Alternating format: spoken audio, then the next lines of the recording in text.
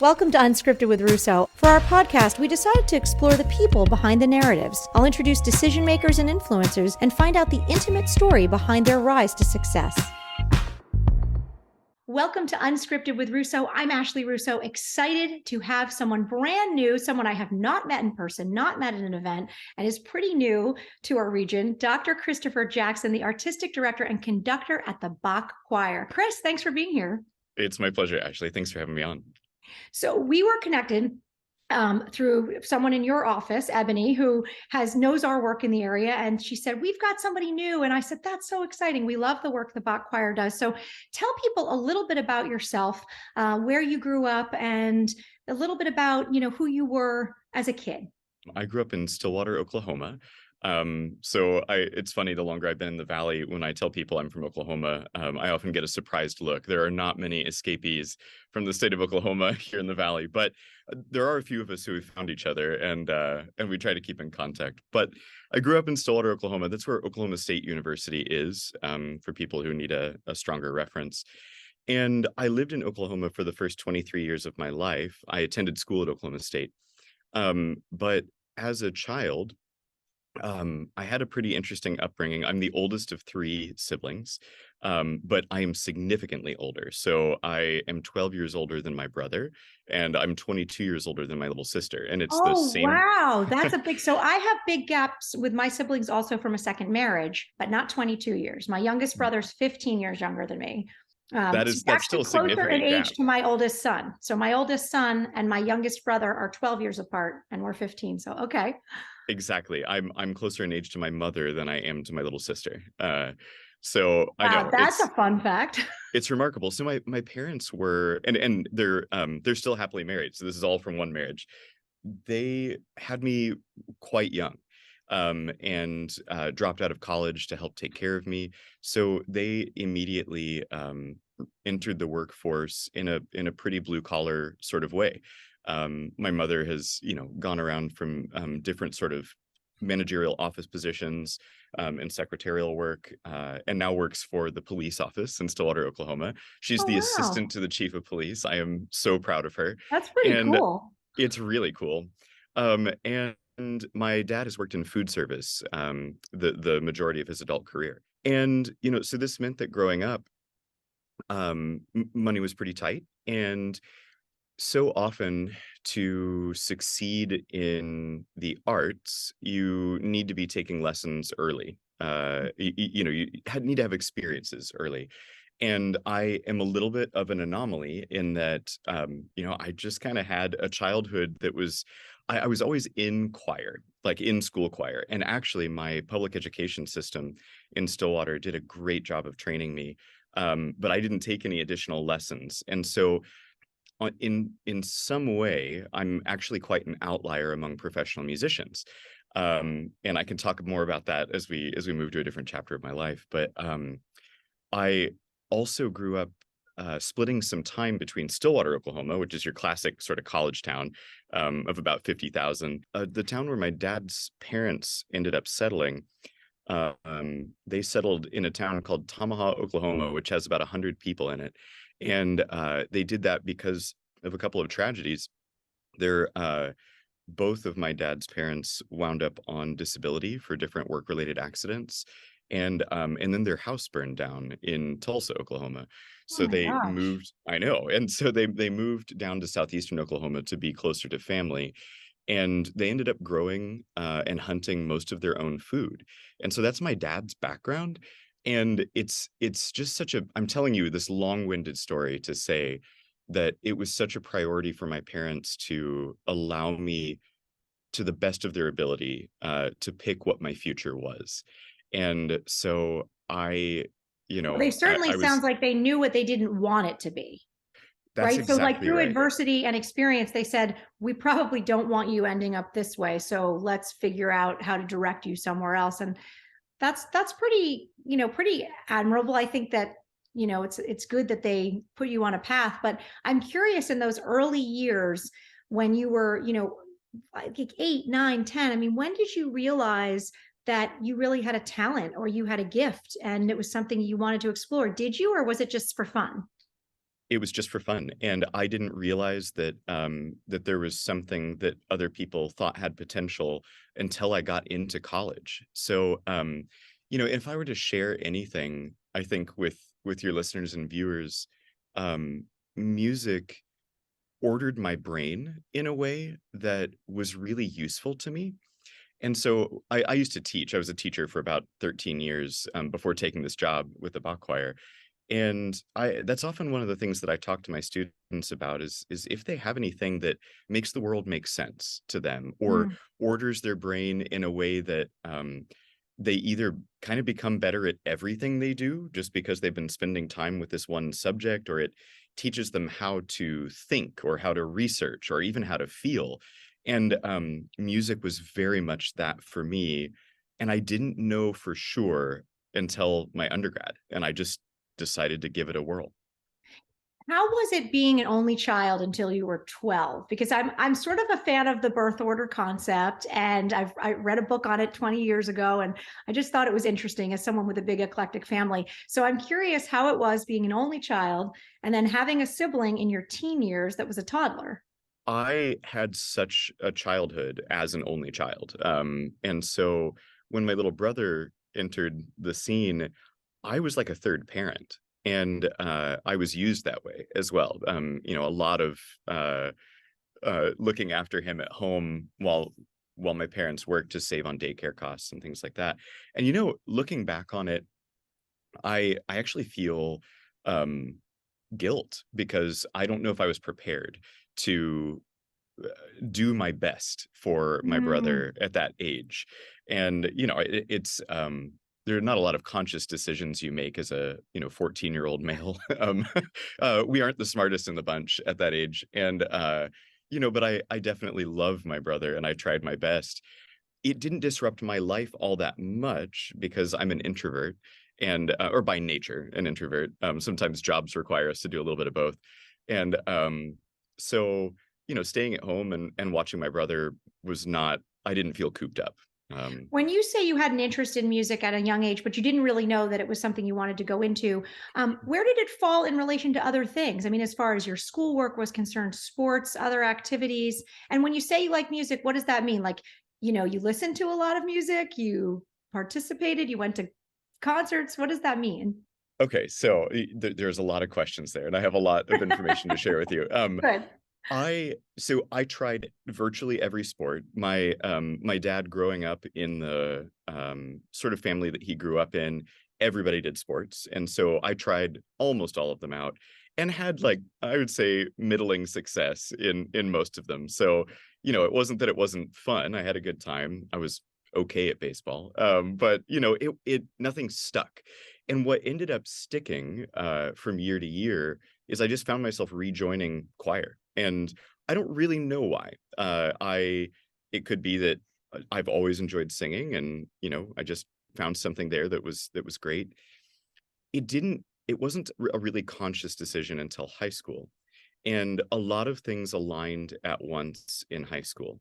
There was uh, in particular, my dad's father died, and Mm. this was actually after my dad's sister died. They both died in a relatively short succession, and I was struggling as a 15 or 16-year-old to understand what that meant and how to Mm. process it. And music was a great healing part of my life at that point. And in particular, I was in high school choir, and our choir director pulled out this piece that's a setting of a Christina Rossetti poem. She's a British poet, and it was about death. And it the process of working on that piece of music on a pretty regular basis was really integral to me understanding the power of art to heal and the power of communal art Mm. to fight loneliness. And those two things were major turning points in my relationship with music, and actually why I decided to pursue it. I love that you can pinpoint it to that, moment in your life and have carried that forward in both your teaching career and your current role, Bach Choir. I think that's amazing. And we're living through such an important time around mental health, loneliness, fighting poverty, finding belonging. Yes. So I think that's such an important distinction that you were able to sort of make it at a young age. I want to take a quick break, but when we come back, I do want to talk about you going to college, finding music, and what sort of your first jobs and trajectory was from there. You're listening to Unscripted with Russo. We'll be right back. Hey, are you looking for a place unlike any other? Well, enjoy the twists and turns of Dorney Park, explore a new world underground at Lost River Caverns, or create colorful memories at the Crayola Experience. Whatever you decide, Discover Lehigh Valley is your source to finding out what's happening in our area. To find a new adventure, check out their website at discoverlehighvalley.com. Welcome back to Unscripted with Russo. We're having a great conversation with Chris Jackson. He is the artistic director and conductor at the Bach Choir and brand new to the Lehigh Valley. So it's really exciting to talk to you, Chris. Thanks for being here. Again, it's my pleasure. Love it here. So I want to talk to you about going to college and finding music. You spoke in the first part of the program a little bit about your upbringing, but also how you, through some losses and death when you were a teenager, how that communal aspect of music and choir was so pivotal to your healing. And that really taught you something. Where did you take that forward as you began to decide this was going to be a career for you? Well, I think a lot of us out in the professional world, we've discovered some things that are really personal. So, for example, that community fights loneliness was something that I discovered and became important to me. I also happen to love music, and these two things overlap. So I think for a lot of us, we have maybe an internal mission, or these large events in our life that drive us for particular reasons, and then we have a medium through which we explore these things that are important to us. So, which, by the way, you're describing in such a beautifully eloquent way that I really haven't thought about it exactly why I do what I do. I was drawn to storytelling very early on, and I think a lot of it was making sense, being super curious about people, and also making sense of sort of chaos and telling a story in a succinct, meaningful way. So I love the way you're describing it. yeah. It's helping me think about my own career choices in a whole new way. Well, and I think what's so important about that is that I still feel so humbled that I have this position now that I have to be in this relative position of success. And I think that we can draw a common thread between the motivating factors in each of us, and to demonstrate that no matter who is listening to this podcast, that there is an internal motivating factor. And then, what may be chance elements led to success, or who knows, but I just think it's a great way of connecting that common thread. Unless you have a lot of resources, you can't really surround yourself with music in high school. And what I mean by that is, compared to college, I was able to take nearly all of my credits in the music building for the first 2 years. I actually, my advisors thought I was crazy. I totally ignored all of the general ed requirements and just went headfirst into music, because what I said earlier about it reordering my thoughts. I was a lousy high school student, and part of that was just a lack of engagement on my part. And but when I started engaging completely with music, I didn't make another B the rest of my college career. Everything else was straight A's. And Wow. I'm not saying that because I'm miraculously intelligent. I'm saying that because in order to be good at music, I had to learn how to work hard. And that's what changed. And So I sort of cared about. finding something you felt passionate about or driven by allowed you to find motivation for everything else in your life. That's exactly right. That's exactly right. A really important point, though, because I think sometimes we live in a world where we're discouraged from, particularly if it comes to sports, arts, discouraged from pursuing that. But that's a thing you're passionate about. It's interesting, if you go to like a physical therapy place, almost everybody that's there were passionate about sports, and they knew they weren't going to be professional athletes, but they found another way to incorporate that into the profession they found. So I love what you're saying, because I think sometimes when kids are interested in artistic pursuits, we only look at it in the hobby category. But if it can spark something in them, it will have a positive influence on every other aspect of their life. I have a bit of an axiom that I use sometimes with my college students when I was still teaching.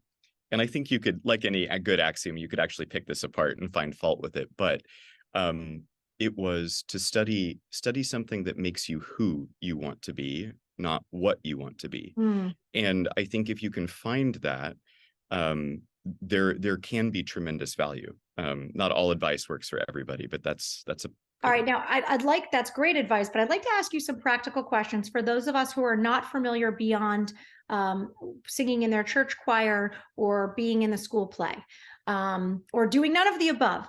So you end up going on and getting your degree, a master's degree from Rider University, correct, in conducting. Mhm.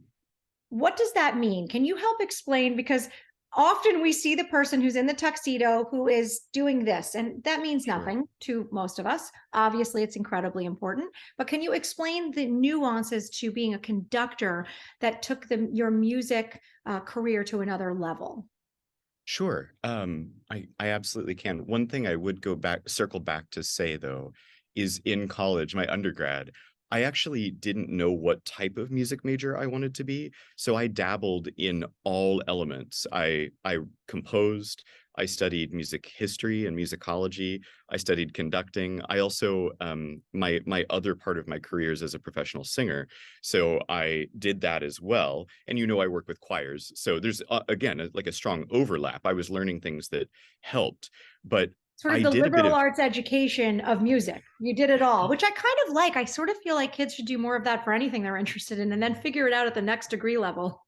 there was a wave of thought that I think is probably similar to our age group, which was specialize, specialize, specialize.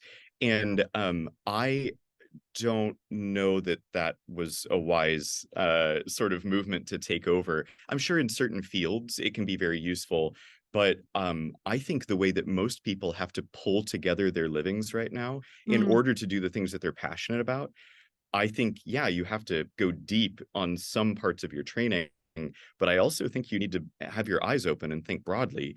And my life really does follow that pattern as well. So what the to circle back to the question you just asked, studying to be a conductor is very much it's multifaceted, and that's why I continued to stick with it. I think it requires a lot of every individual, and I mean that in the sense that we have to be leaders. We have to be teachers. So if an ensemble is standing in front of you and something they aren't getting it, they aren't able to execute some part of the music, you can't just yell at them and say do it better. That's kind of an old world model, but we all know when anybody's learning anything new, that doesn't help. So you have to figure out pedagogically what steps you can take to lead a large group of people to another result. And so that's part of what you study. You actually study the pedagogy of teaching and leading groups of people. We have to be able to read music at a relatively fast pace. So often when people think of a conductor, they also will think of somebody who sits down at the piano and can lead the orchestra or the choir from the piano. I'm not actually that model of conductor. I told you I'm a professional singer. I wish my piano skills were better, but what is common is that conductors have to be able to learn large amounts of music in a relatively quick amount of time. And so we train to do that. We study other languages so we can translate scholarly material that's been written in other languages. Does the role of a conductor change with the group that you're working with? I am fond of saying that all teaching is teaching. And again, I'm full of choir directors are notoriously full of axioms, so I apologize. But I love it. um, so what I mean by that is once you learn how to teach and you accept that all age groups and all ability levels, there is teaching involved, then on some level, no, it's actually really similar. Um, whether you teach in grade school or whether you're teaching a room full of professionals. And I'm not saying teaching in the sense that these other professional musicians, the orchestra that we hire, that Mhm. these folks make music for a living as well. Our choir, many of them are musicians for a living, but many of them have other jobs and are good at music, so they come and make music with us. But when I'm working with a professional orchestra, it's my job to know the music really well and to have an outcome in mind. And you still have to teach to do that. You have to lead and you have to teach. So uh, on some levels, yes, there are nuances that are different, but I think the best training for any conductor is to go teach middle school. Oh my God. Well, you It's mentioned now, if I understand correctly, your first job out of college was teaching high school choir. Is that correct? Yeah. Yes, So and tell me middle school about, for a year. oh, in middle school. Okay, so take us back and tell us about that experience. When you were graduating, were you sort of saying to yourself, I'll take any job in the field I can get, or were you specifically looking for something? And how did that evolve? This might be something that's good for folks to hear. I actually had my sights set on one degree from one school. Yale has a program in their School of Music that accepts one singer per year per voice part. So I'm a bass. They take one bass per year, one tenor, one alto, one soprano. And it was a singing degree that I was looking for. And but obviously the success rate on that is fairly low. And I made it to the round of auditions that were in person, but I was not selected for that degree. And I knew that it was either I wanted to do that and get that degree, or I was going to teach. And so I ended up applying all over the country. I didn't actually have a teaching certificate. So at that time, what that meant is I could only apply legally to jobs that had an emergency situation. So I applied to emergency situations all over the country and got so lucky. I, you know, um, I will never discount the way luck plays into success, because I Mm. landed at a job in Tucson, Arizona, probably the most affluent school district in Tucson, Arizona. I had no business getting that job. Compared to other teachers who may have been teaching for years, I was just in the right place at the right time. And Which it is a was an powerful lesson for people to hear, because a lot of it yes, is, but I will say you're only in the right place at the right time if you put yourself out there, right? So that's true. you have to be trying, you have to be putting one foot in front of the other to even realize opportunities. When you got that job, what would you say are a couple of lessons that you learned pretty quickly right off the bat that maybe you weren't expecting, or that have served you really well 15 years later in your career? The first year of anything is very hard.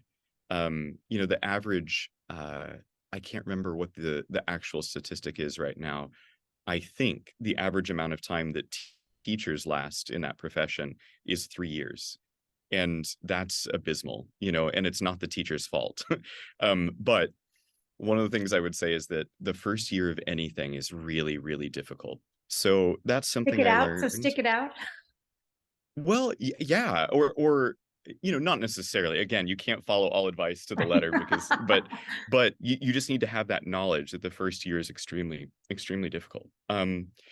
So what else did I learn? That all people like to be treated with respect, Mm. regardless of their age. Uh, and that is one of the many reasons why I've always had pretty strong relationships with my students. I treat them as a human first, and then they just happen to be a younger human who doesn't maybe know as much about music. But I am perfectly willing to admit that they know more about other areas in their life.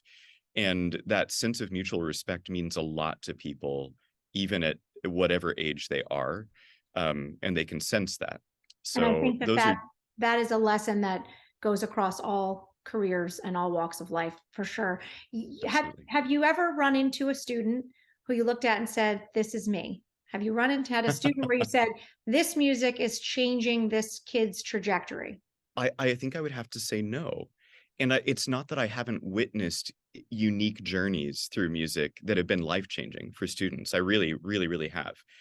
But what has become more and more obvious to me over time is that every case is unique. And Mm. I think there's actually a really good point to prove here. I actually thought I was failing as a teacher for a long time because there weren't more cases that looked like me, because I couldn't get students to have the exact same experience that I had. I wanted them to, because it was so life-changing and positive. And so I was looking very hard for evidence that lives were being changed in exactly the same way that my life was changed. And I think that that ultimately was a mistake, because music did not have to play exactly the same role. And if I didn't see that happening, it doesn't mean that I wasn't succeeding as a teacher. And I think that is a really good lesson, again, for anybody in any field. If you're working with other people, if you're a mentor, if you're even just examining yourself compared with colleagues, be careful, because it really, everybody's journey is unique. And it's impossible. You'll drive yourself nuts trying to recreate your experience in another person. Well, that's a wonderful point and place for us to take a break, because that is definitely why we have Unscripted with Russo, is for everyone to tell their story. And I believe everyone's is unique and everyone's is important to share. So we're going to take a quick break. We'll be right back after the break. You're listening to Unscripted with Russo. There's nothing like wintertime in the Christmas city, but any time of year, Bethlehem's rich history, culture, food, and fun make it a great hangout spot. Take a walk on the artsy South Side, catch a great band at Steel Stacks, or enjoy the quaint history of Hotel Bethlehem. There are so many options, but before you book your trip, head over to Facebook and like Lehigh Valley, PA. Before you know it, you'll have a full itinerary of places you won't want to miss. Welcome back, everybody. It's Unscripted with Russo. I'm Ashley Russo, and I am here today with Dr. Christopher Jackson, the new artistic director and conductor at the Bach Choir right here in the Lehigh Valley. You are not from the Lehigh Valley. You are from Oklahoma. You've taught in Arizona. This is like completely new place. So tell me about the opportunity to come to the Bach Choir and what sparked your interest in even looking for this job. How did this come about? There are two things. The Bach Choir focuses on the music of Bach, and there's a particular sub area in the field of conducting which looks at early music. And I'm going to use early in air quotes here. Early being essentially anything, if I were to generalize, before 1800. And I have always been interested in older music. I just am drawn to trying to discover what mattered to people in a prior age, what art was supposed to do for them and to them, and the people's relationship to art in general. So I've just been kind of dorky about that for a long time. Also, my voice. I told you that I'm also a professional singer. My voice is better suited to some of the aesthetics of the music from 1800 and before. Not to give a too long of a music lesson here, but after 1800, music halls got bigger and bigger. And so it changed the nature of music. You had to have a louder instrument, for me, a louder voice. And it really changed things. So you'll find that people often divide into these two camps of kind of pre-1800 music and then post-1800 music. That's Anyway. actually super fascinating. I've just finished listening to an interview with Renee Fleming, the famous opera singer. Oh, yeah. In a great book called How to Lead, and it's fabulous if you haven't heard it. So coincidentally, it really she just happened to come up yesterday while I was listening. That's so funny. And she spoke a lot about the protection of her voice, activities around her voice. She said she yelled one time, just upstairs to her children. She had to cancel 3 shows. Yeah, I mean, she's an amazing thinker and artist. I'm so grateful that she's still in our world and giving to us. So were you aware of the Bach Choir prior to looking for this job? Yes. So you said that you pointed out that I got my master's degree from Rider University. It's Westminster Choir College of Rider University. That's a very convoluted story. So don't worry. Westminster, it's in Princeton. So I was an hour and 15 minutes from Bethlehem. And we actually had one of the Bach Choir's regular soloists. His name is David Newman. He came out and did a masterclass teaching singers at Westminster. And I was one of the singers that he taught at that masterclass. And so that's the first fabulous. It is. It is. That's really the first time I had an intimate knowledge of the Bach Choir of Bethlehem. And then, I moved to Pennsylvania about 10 years ago, and I was teaching at a different liberal arts school. I moved to Pennsylvania and started teaching at Lycoming College, and that's in Williamsport, Pennsylvania.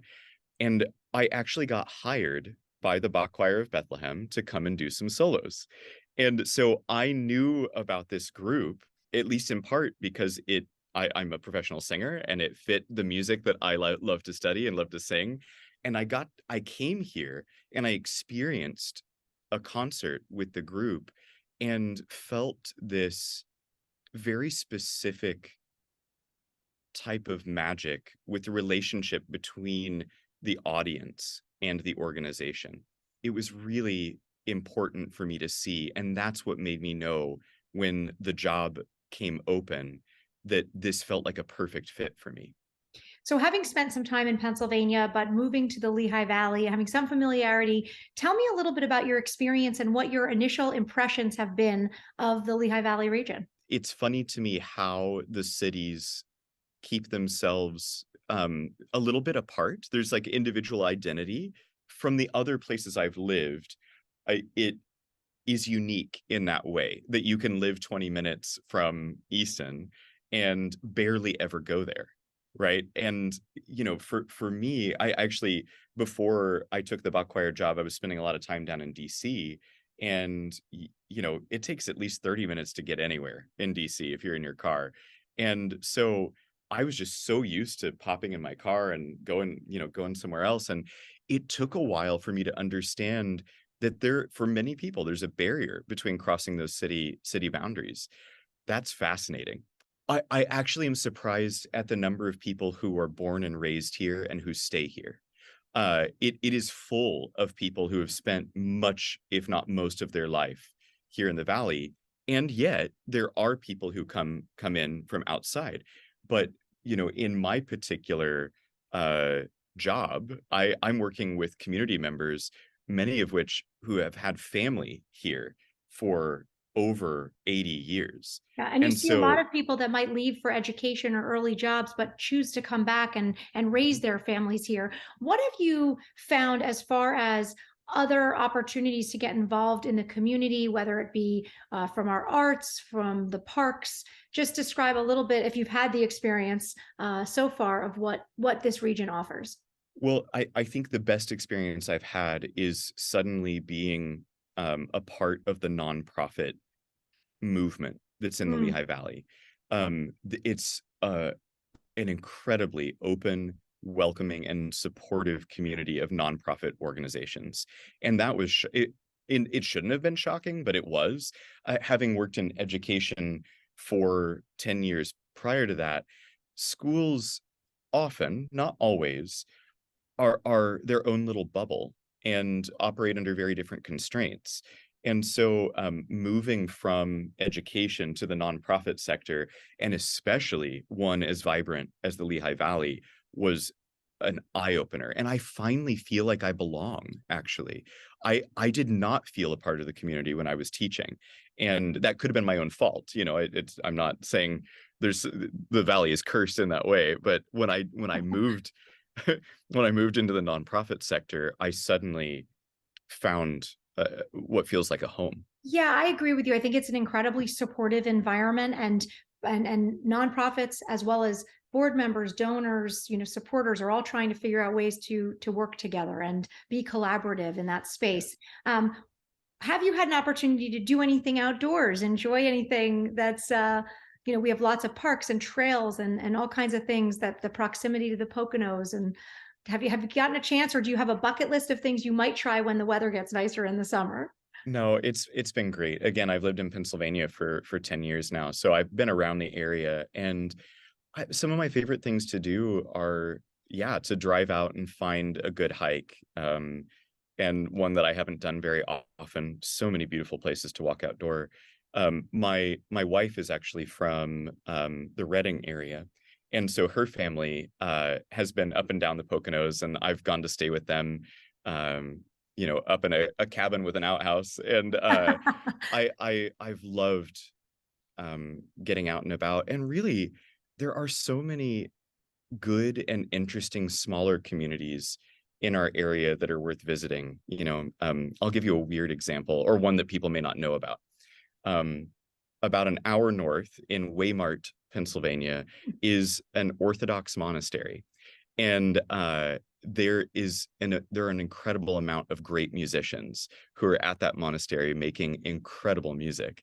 And it's called Saint Tikhon's for anyone who's interested. And And can you just tour? Can you take a tour, or can they you? do have a gift shop, so I would assume yes. Okay. And the monks there, and the priests roast their own coffee. So How you was can go that? and get All some right, you're great giving me coffee. some cool story ideas. I like this, Chris.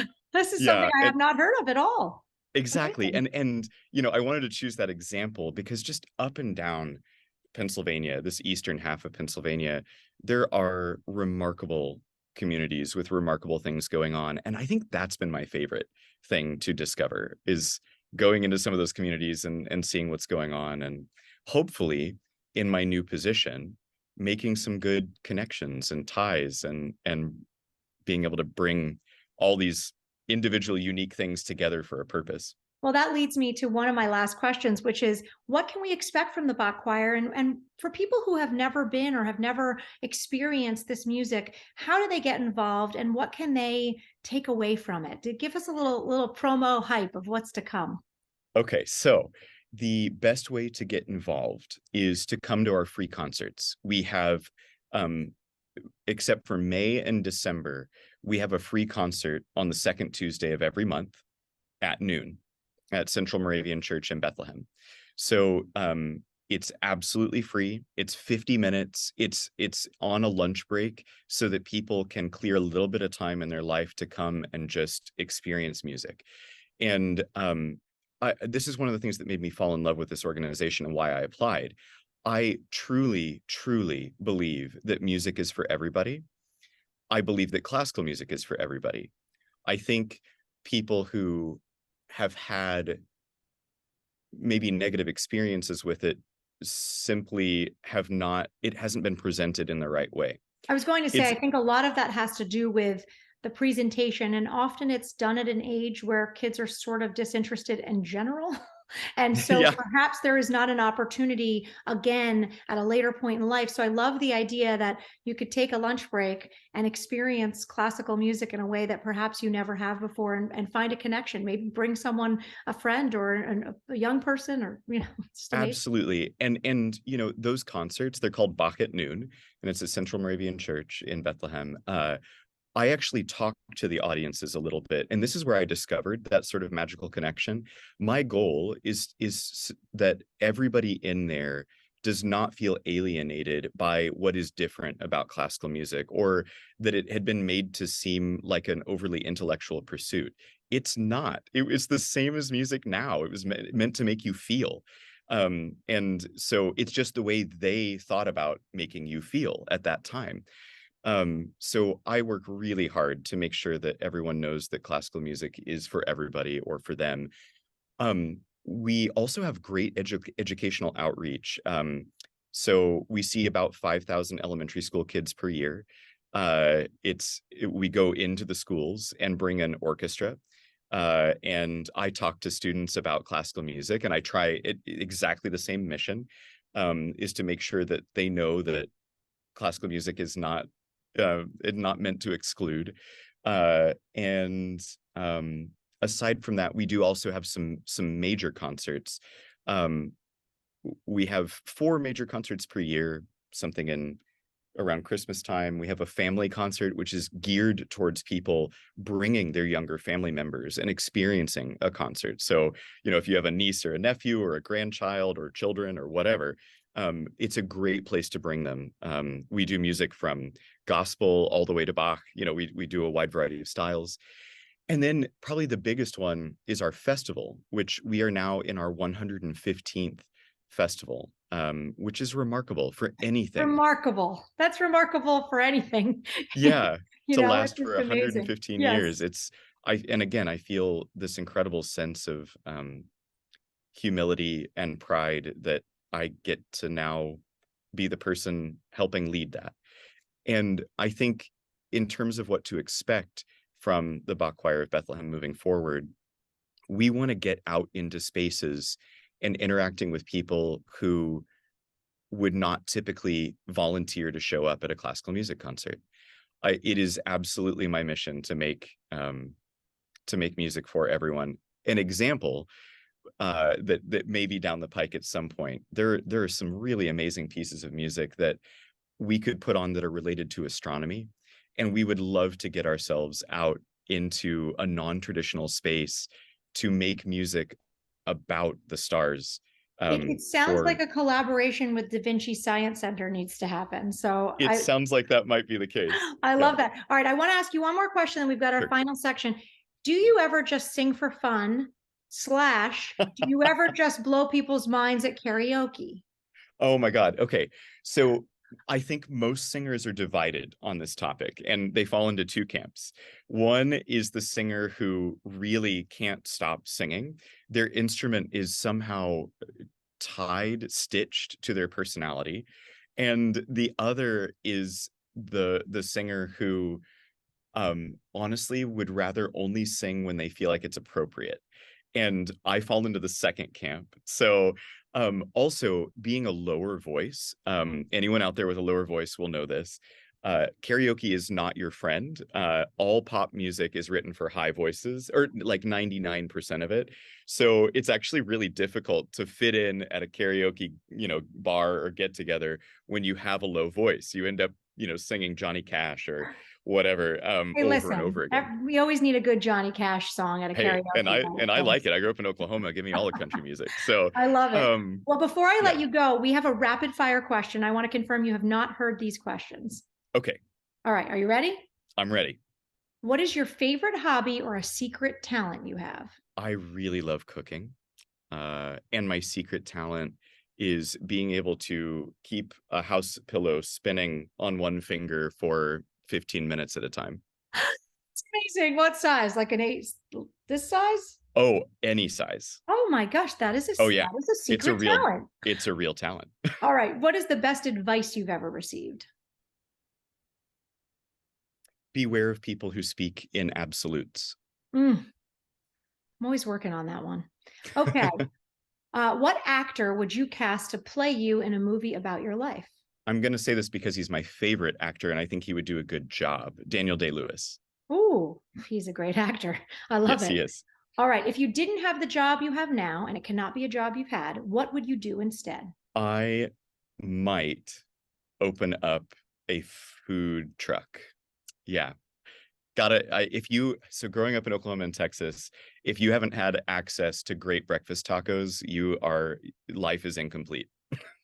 All right. Well, I'm going to make sure I get myself a breakfast taco. I will be in Texas next week, and I look forward to seeing if this truck that maybe provides some singing comes to fruition in the Lehigh Valley. We have a food truck festival, so yes, I'll be there. Awesome, Christopher. It was so good to get to know you better. Welcome to the Lehigh Valley. Thank you so much for all that you're doing for our community and bringing classical music to life and to so many in our region. We hope people will check it out. Thanks for being our guest today. It is my pleasure. If you see me around, come to a concert, stop by and say hi. Absolutely will do. Until next time, everyone, this is Unscripted.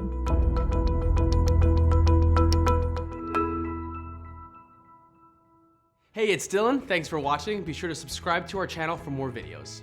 To see more of the Peak TV, check out our website, subscribe to our YouTube channel, and catch us on WFMZ Channel 69.